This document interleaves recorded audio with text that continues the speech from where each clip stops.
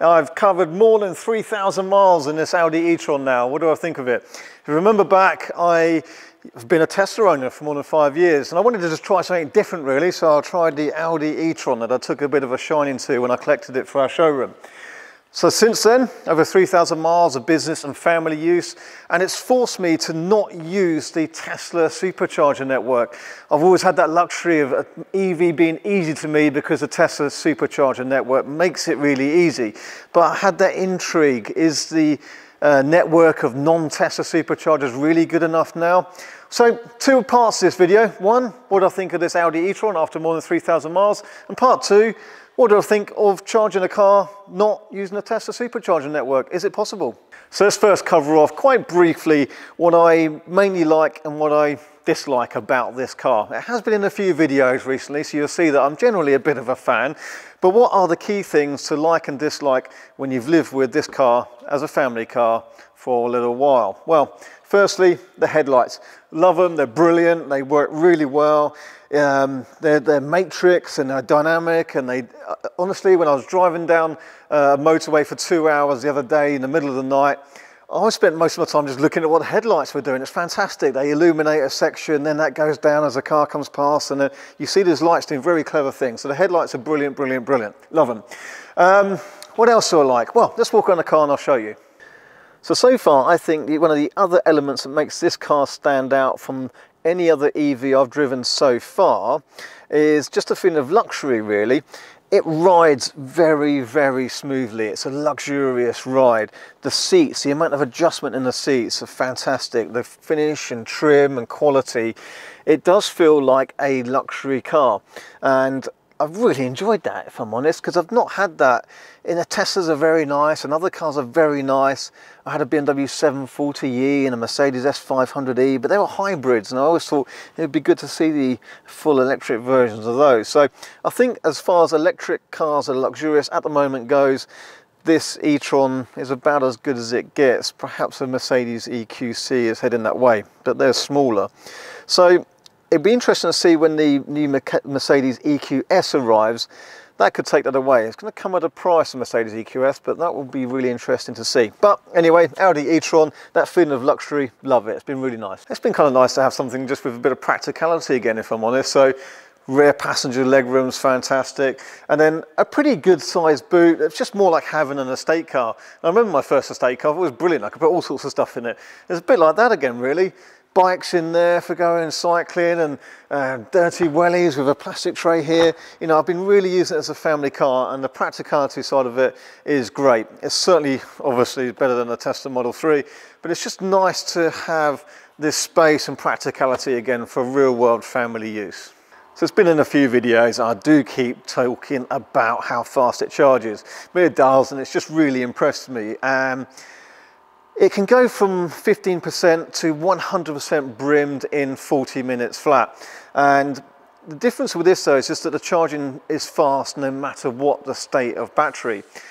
So, you know, there's been questions over how will that affect longevity of battery life. Well, only time's going to tell with that, but that difference in how fast it charges all the time, every time, and at any state of the battery also just kind of changes the habits that you have with an electric car.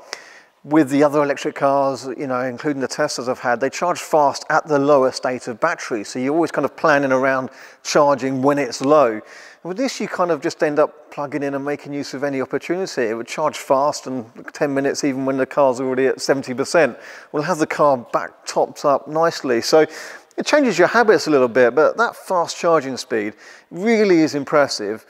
I think it really helps, and especially, yes, this car is a little bit thirsty, so it needs fast charging, but the fact that it can actually charge from 10% to fully charged quicker than anything else, well, like I say, it's impressive, and I've really noticed how that can change the habits you have with an electric car. It's more like having a normal car that you'll just top up whenever you get the chance. These big wheels, these big tyres, and this air suspension, it makes for a very, very smooth ride. My wife described the passenger side as, it's like sitting on a chair on top of a chair, because of the way it kind of moves around separately, which I think was an interesting analogy. But I've really enjoyed the comfort of this and not having to be too precious with the bigger wheels I've always had on my Teslas, for example. So ride comfort and refinement has been a real bonus to this car, and it has just, especially on motorways, it's just one of the most refined, quiet cruisers that I would liken to high-end luxury cars like the 7 Series and Mercedes S-Class cars. So that refinement's been great. Seats, seat comfort, they're brilliant. Really, the difference the seat makes, I mean, it seems an obvious thing, but just the amount of adjustment in the seats. This comes out, the bolsters can adjust in and out here, they adjust in and out here. These seats are a completely different level to any of the other seats I've seen in any other electric car so far. Super comfortable, loads of adjustment, obviously memory settings, not just memory settings on the driver's side, but memory settings on the passenger side. It's always been something I've really wanted. My daughter sits in the car, she's quite tall, but she's younger, age 11 at the moment, and so she has a seat higher up and forward. And then someone like my colleague Ince, who gets in the car, always has his seats down and laid right back. So having a passenger memory seat also really helps with this. So again, comfort, seating, just absolutely fantastic. Love it for that. This centre cubby hole, trouble with this is it's just kind of too deep and awkward. It's really the only storage in the front of the cabin here. There's a big door bin, but sunglasses, antiseptic bottles, a few coins, a charge cable. It kind of all ends up in this pit, which is quite deep. And then you get a drink and you want to put that in as well. So it could do with a bit more storage space, and perhaps a sunglasses holder up. You can see the issue, sunglasses holder up here somewhere. Yeah, so that's a bit annoying. So from the driver's perspective, well, firstly I've got head-up display, which is a really nice thing to have. Again, you don't see that on many electric cars at all, and it's none on any Teslas yet.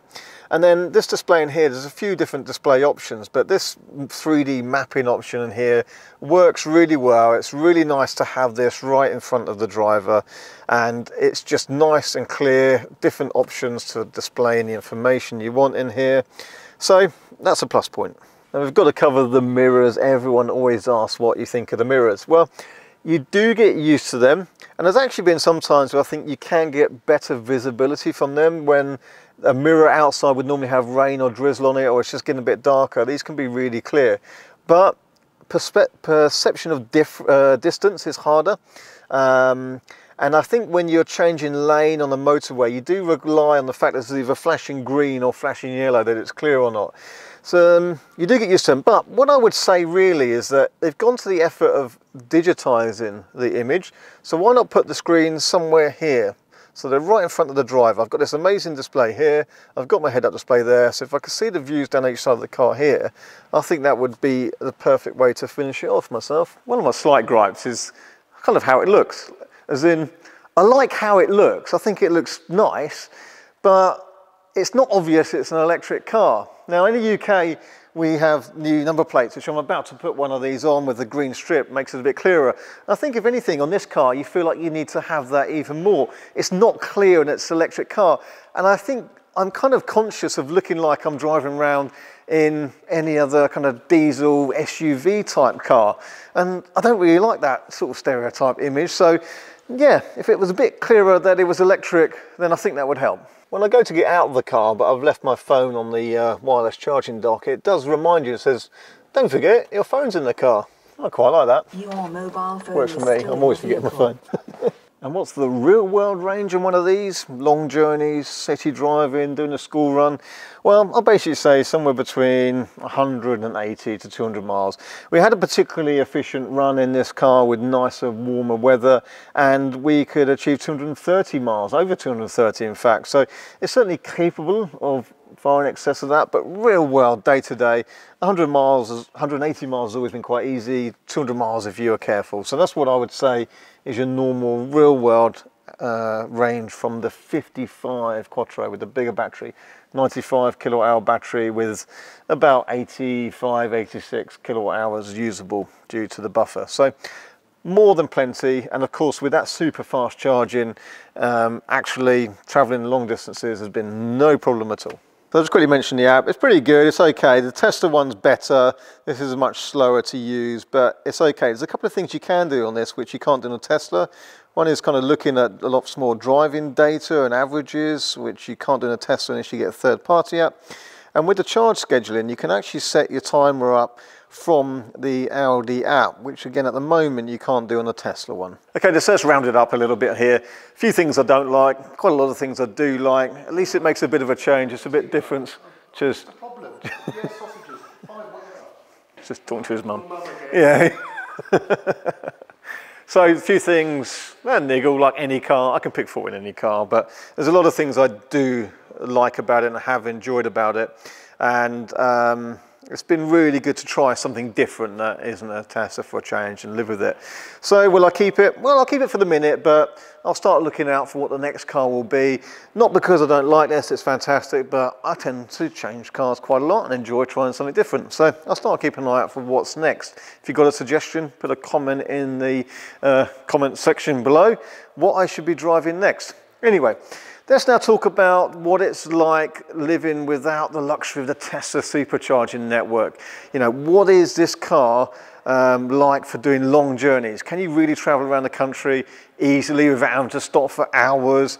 Are they easy to use? Well, let's get into that section now. So let's get into talking about using third-party charging networks, what it's like, and if you can easily travel long distances without that supercharger network. Well, yeah, basically, yes, it's actually been reassuringly good. I've been pleasantly surprised driving this, plus we drove the VW ID.4 down from Scotland, and I think it's been really good to research this side of electric driving more. I think it's too easy with a Tesla to sit back and just use those superchargers, not realise kind of what else is out there.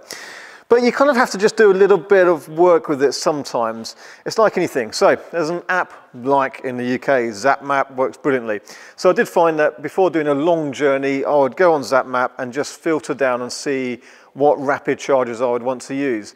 I think my biggest point to highlight here, especially with this car, because it can take 150 kilowatt charge consistently, is to filter down on chargers that have at least 150 kilowatt charging speed capability. And actually, yeah, there's plenty around. You get used to it, and there are. Then you get used to the ones that you know are there, so your common routes, you know you can stop off there. And I haven't really had any troubles with those. Different networks, different pros and cons, different pricing, of course, so let's come on to that in a second. But actually, in brief summary, it's been reassuringly quite easy to travel around doing long distances in a car that isn't a Tesla. So when I started turning up to these other charging places, and I've used quite a few now, so I've used Ionity, Shell, BP, Instavolt, and I'm going to cover a little bit of each one of them separately in a moment. But when I first started turning up, I was just assuming I can use contactless payment for these. And in theory, you actually can for most of them now. Not all of them, but most of them. But the contactless payment reader often didn't seem to work. So I'd have to then register on the app and stuff like that. So my hint really is, do your research first and then register for where you're going to charge. So register with Shell, register with BP, Pulse, and register with Ionity on the app. So you've always got then the app with your login, and you can start the charge simply by instigating it from your phone and not necessarily reliant on your debit card working on the contactless reader. So that was a problem the first time on a couple of networks. To be fair, I called them up and they got it working, no problem, but it did create that bit of faff. So I would say it's worth doing your research, signing up for the apps that those chargers would need, and then you can instigate the charging from your app. So let's talk briefly about the networks I have used. Let's start off with Ionity. They've got a network of 350 kilowatt chargers. Two things really. Chargers are quite expensive. You know, they charge quite a lot of money. If you're going to be using them occasionally, well, it is what it is. But actually, if you work out the cost of them versus what you'd actually spend in diesel, you're probably not saving money, but that's not what it's about. At least they're there and working. And at each site I have used Ionity, there's been a few of them, so they've not been busy. So it can be expensive. Secondly, the first time you turn up at one, and I was at one on another film event for quite a long time, so I watched quite a lot of new people arriving for the first time using Ionity, and lots of them just gave up and moved on. And I have fed this back to Ionity. You have to make it simpler. There's just quite a complicated process when you don't have just an RFID card to scan, or you're not registered on the app yet. It's not a quick process just to contactless payment and charge and continue. It's a bit of a faff. You do really have to be registered. We just found that we'd plug it in, then have to unplug it, plug it in again, register on an app, and then you'd have to go to your bank to approve the payment, then go back, and then it still didn't charge, but they'd taken £69 from your bank, and then you'd have to do it again, and then it took another £69. And there's been 2 occasions now when my colleague charging a car in Convoy for some of the other films, they've taken 3 payments for £69 and then taken a few days to get them back again. So Ionity, you know, thanks, fast chargers, they're always there and working, but they're a real faff. They need to be simpler. So Ionity, thank you, but please do make it simpler.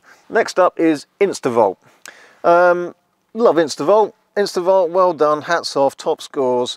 You have got a pretty good network of chargers now, and they're always nice, clean, simple to use chargers. Wave the contactless card, plug it in, it just works easily every time. Takes 5 seconds, whether you're new, whether you use them hundreds of times, to get them to work. And that's the key. That is the key to simple EV adoption. So I think Instavolt have really set an example here for simplicity. Again, they've usually been, the ones I've used so far, been in quite good locations where there's a Costa or a Starbucks in the same vicinity, so you can get something to eat. I guess my only real gripe is that they don't have so many of the over 100 kilowatt charging speed units yet. A lot of their chargers are 50 kilowatts, which, and a car that's a bit juicy like the e-tron and can certainly take faster charge, just means that not as quite fast charging as I would like. But Instavolt have really got it now for being simple. They've got an app as well, and you can also instigate charging from an app, and then it would log all your charges and your costs accordingly. Usually very sensible costs with Instavolt, simple to use. And I actually want to arrange a meeting with one of the people from Instavolt soon, so hopefully we've got another video coming up about that, just in discussions with them now. Next up is Shell Recharge, and I've used a few of their sites now, and again, they've been really good actually. I've had no problems at all. The Shell garages have normally got coffee machines and food, so some facilities on site usually have toilets as well. The machines have always been available, easy to use. I had one where the contactless payment wouldn't work. I had to, and this is where then I got the app and logged in, and I found that starting a charge from the app can be useful for this one location where the reader wasn't working. But I rang them up, they answered the phone, very apologetic, got it charging straight away. Anyway, I have signed up for the app since, so I've got my charging history in here like they all will have available. But Shell Recharge, again, sensible pricing. I think they've just put it up a little bit more at the moment. No point me really talking too much about what they charge per kilowatt hour, because it's going to change. It'll be out of date in no time. But the most I've managed to spend with this car, add in 53 kilowatt hours, was £19. So, you know, refueling for £19 isn't too bad. You know, I'm not doing it day in, day out. So Shell Recharge, yeah, well done, thank you. I think you've got lots of projects in the pipeline for more sites soon, so I look forward to using more. BP Pulse, used a few of yours now, thank you very much.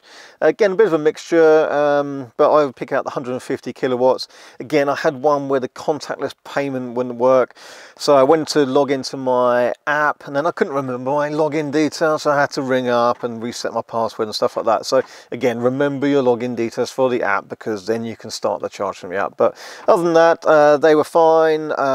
Used a few now, so they seem reliable, plentiful and available. No problem at all. The last one I've used a couple of times now is a Engini Point, which isn't too far from here. Contactless, worked fine, and you can also sign up for an account. The way I think it should work with all these third-party chargers is that you should be able to just plug it in, contactless, and it charges. The signing up for accounts and stuff like that, which I keep mentioning, is something that you should be able to do as just an option, and maybe you get a slightly preferential charging rate, you know, so if you use it a lot, you do it through the app and you get, you know, you give them your details, they've got your details from mailing lists then, of course, and maybe you get a slightly preferential charging rate, maybe you get some other perks and such like. But with all of them, you should be able to just plug in, wave your card and charge. At the moment, the best and most reliable for that has been Instavolt, but we're seeing these changing all the time, and we're looking forward to more sites like the GridServe site. GridServe's a fantastic place. That's the future of charging, and again, that was great plug-in and contactless payment with some great facilities on site and loads of chargers. Now they're due to do a deal with Ecotricity. I haven't used Ecotricity, too much of an unreliable network, but GridServe and Ecotricity are starting to work together and are going to replace all those points. So that's really positive for charging in the UK.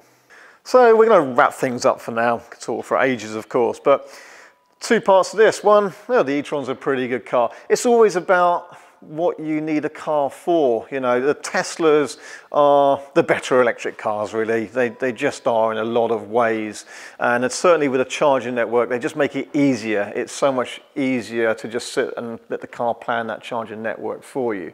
But I think the outcome of this experiment for myself really is that other electric cars are also very good. They have lots of potential big plus points, and certainly this Audi carries a few. The VW ID.4 that we drove recently, again, that's got some great plus points, so there's more options available. And charging outside of the Tesla network has actually been reassuringly really good and simple for me. I don't mind doing that little bit of research, so I think you've just got to be a bit careful that, you know, you don't just assume that what the car says, stop at this rapid charger. Don't necessarily take that word for it, because that could be a 50 kilowatt charger, which just isn't really that fast, to be honest. So with a non-Tesla, be prepared just for a little bit of check-in. Apps like ZapMap and ABRP, a better route planner, can work really well for optimizing those routes, so you get the right chargers for the right time.